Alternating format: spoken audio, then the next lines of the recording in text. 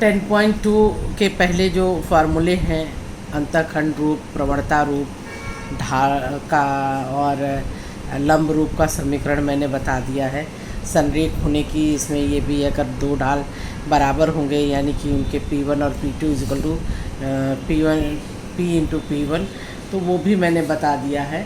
अब आप इस पर हम कुछ सवाल बताते हैं। 10.2 में आते हैं, एक्स वाई के समीकरण क्या होते हैं, निर्देशांकों के, ये भी मैंने बता दिया है कि अगर इस पर समीकरण पूछा जाएगा तो ये y बराबर 0 होगा, यहाँ समीकरण पूछा जाएगा तो x बराबर 0 होगा। ये समीकरण, ये रूप भी मैंने आपको बता दिया है। अब आपको हम इसमें से कुछ सवाल लगवाते हैं, जो कि सवाल आप बहुत अच्छी तरह से लगा सकते हैं। हम तीसरा नंबर आपको बताते हैं। कह रहा है क्या, बिंदु 0, 0 से जाने वाली रेखा का समीकरण ज्ञात करिए जिसका ढाल m है। ढाल जो है m है, अर्थात ये बिंदु 0, 0 से जा रहा है। मूल बिंदु से गुजरती हुई रेखा का समीकरण निकालना है जिसका ढाल m है, अर्थात यहाँ c बराबर 0 है। यहाँ कोई अंतःखंड नहीं है, अर्थात c बराबर 0। y is equal to m x plus c में रख देते हैं। y इज इक्वल टू हो जाएगा तुम्हारा एम एक्स, ये रेखा का समीकरण, क्योंकि c बराबर 0 है, यही इसका आंसर होगा। ठीक है। इसके बाद चौथा क्वेश्चन मैं बताती हूँ कि बिंदु 2 एंड 2√3 से जाने वाली रेखा का समीकरण बजाओ जहाँ थीटा इज इक्वल टू है 75 डिग्री। बस ये ध्यान रहे, थीटा 75 डिग्री का मान अगर आपको आता है tan 75 डिग्री का, तो ये हो जाएगा x बराबर यहाँ 2 है, x1 बराबर 2 रख दो और y1 बराबर 2√3 है। समीकरण होता है y minus y1 is equal to m into x minus x1। ये समीकरण आप जानते हैं। y माइनस y1 है 2√3 एंड यहाँ m है tan 75 degree is into x minus x1 है आपका x1 आपका 2 है, यहाँ पे 2 रख देंगे। 2√3 का मान हमने अभी निकाला था। 2√3 बराबर होता है आपका √3 माइनस 1। एक बार लगा के देखते हैं, y minus 2√3 is equal to √3 minus 1 upon plus 1 upon √3 minus 1। निकालना है तो आप इसको निकाल भी सकते हैं 45 डिग्री प्लस 30 डिग्री से, इससे ये मान निकल जाएगा। tan 45 डिग्री प्लस 30 डिग्री से ये मान निकाल जाइएगा, तो ये हो जाएगा tan 45 degree plus tan 30 degree upon 1 minus tan 45 degree tan 30 degree, इससे मान निकालेंगे तो ये हो जाएगा √3 plus 1 √3 minus 1 into x minus 2। Multiply कर दो √3 minus 1 into y minus 2√3 into √3 minus 1 is equal to √3 plus 1 into x minus 2 into √3 plus 1। ये हो जाएगा √3 minus 1 into y minus 2 into 3 plus 2√3 is equal to √3 plus 1 into x minus 2√3 and minus 2। ठीक, ये 2/3 6 हो गया। ये आपका इधर आ जाएगा तो ये प्लस हो जाएगा 4√3। तो चलिए ये सब एक तरफ कर देते हैं। √3 minus 1 into y minus 6 plus 2√3 minus √3 plus 1 into x plus 2√3 plus 2 is equal to 0। जोड़ दीजिए, -6 है, ये +2 है, -6 प्लस 2 इज इक्वल टू 4 और प्लस 2√3 प्लस 2√3 4√3। ये आपका आ गया आपका y √3 minus 1 minus √3 plus 1 into x plus 4 minus 4√3 is equal to 0, या y √3 minus 1 minus √3 plus 1 into x, यहाँ +4 कॉमन ले लो तो ये हो जाएगा तुम्हारा √3 - 1, ये √3 1 + 1 माइनस √3 = 0, और ये तुम्हारा आंसर हो जाएगा।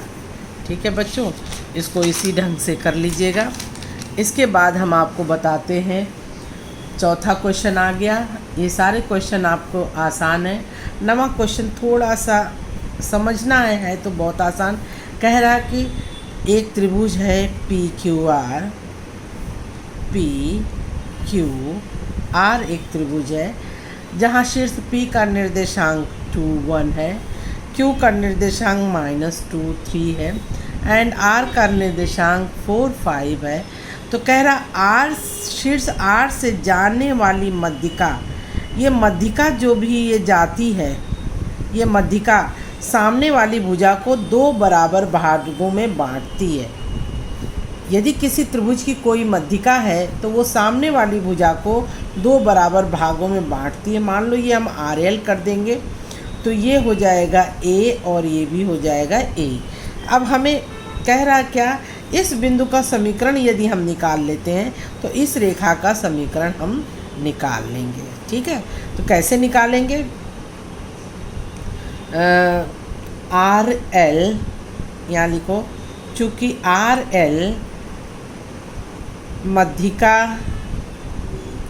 मध्यिका है, इसलिए बिंदु L, बिंदु यहाँ लिखो पहले, बिंदु L PQ को 2 बराबर भागों में बांटेगा। अब बिंदु L का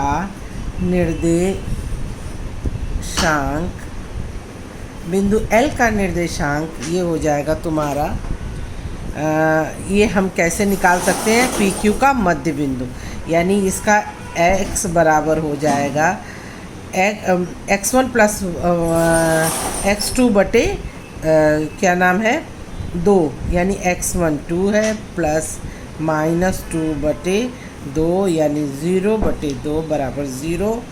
y का निर्देशांक 1 + 3/2, यानी ये हो जाएगा 4 बटे 2 बराबर 2। इसके निर्देशांक आपके आ जाएंगे 0 2। ठीक है, अब LR का समीकरण, LR का समीकरण आप क्या निकालिए कि LR का समीकरण निकालने के लिए हम क्या करते हैं, इसका M निकालते हैं। M निकालने के बाद हम इस बिंदु से जाते हुए रेखा का हम समीकरण निकाल लेते हैं, यानी कि ये हो जाएगा तुम्हारा y - y12 लिख दो = M तुम्हारा हो जाएगा y2 - y1, यानी 5 - 2 बटे 4 - 0 इंटू x - 0। ये हो जाएगा y - 2 = 3/4 इंटू x - 0। 4 गुणे y - 2 बराबर हो जाएगा 3x, या हो जाएगा 4y - 8 = 3x, या 4y - 3x -8 बराबर 0। यही आपके P रेखा RL का समीकरण है, ये आंसर है। ये ध्यान रखिएगा, इसको इसी ढंग से कर लीजिएगा। 9वें के बाद हम एक और क्वेश्चन आपको 12वां बताते हैं, वो भी बहुत अच्छा क्वेश्चन है। एक रेखा का समीकरण ज्ञात कीजिए जो निर्देशाक्षों को समान अंतःखंड काटती है। यानी ये कोई मेरा ये है x और ये y है, ये कोई समीकरण है, तो जो ये निर्देशाक्ष है ये अंतःखंड जो है समान है। अगर इसका a है तो a भी a होना चाहिए। अगर मान लो ये a b तुम्हारी लाइन है, ये लाइन जो x y को काटती है, एक्स वाई को बराबर अंतःखंड में काटती है, यानी ए बराबर ए है, या इस पर एक बिंदु गुजरती है जो कि 2, 3 बिंदु है। तो कह रहे हैं इस रेखा का समीकरण ज्ञात करिए। तो हम जानते हैं समान अंतःखंड काटती है, और हम जानते हैं अंतःखंड रूप जो होता है, अंतःखंड रूप होता है x by a plus y by b बराबर 1। और यहाँ a बराबर b बराबर a है, हमने माना है, तो यानी ये हो जाएगा x by a plus y by a is equal to 1। LCM ले लेंगे तो ये हो जाएगा x प्लस वाई बराबर a, यानी ए बी रेखा का समीकरण आया x प्लस वाई बराबर a, ये समीकरण आया। अब हम जानते हैं कि बिंदु 2, 3 इस समीकरण को संतुष्ट करता है, तो हम a का मान निकाल लेंगे। बिंदु 2, 3 रेखा के समीकरण को संतुष्ट करता है, इसलिए ये हम कहेंगे x plus y is equal to A से x का मान 2 रख देंगे, y का मान 3 रख देंगे, बराबर a बराबर हो जाएगा 5। तो इसलिए अब रेखा का समीकरण अंतःखंड मालूम हो गया तुम्हारा, तो ये हो जाएगा x plus y is equal to a की जगह 5 रख देंगे, ये आंसर हो जाएगा। बच्चों इस हिसाब से आप ये सवाल करके हमें दिखाइए, 10.2 कंप्लीट करिए। जो नहीं आएगा हम 17, 18, 19 में से एक क्वेश्चन और बता देंगे। ये देखो संरेख वाला है, तो यदि इसको P मानो और इसको P मान लो, इसको P1 मान लो, इसको P2 मान लो, तो बस इसके बीच की दूरी बराबर इसके बीच की दूरी यदि बराबर आती है या गुणांक में भी आती है तो हम कहेंगे रेखा संरेख है। ठीक है।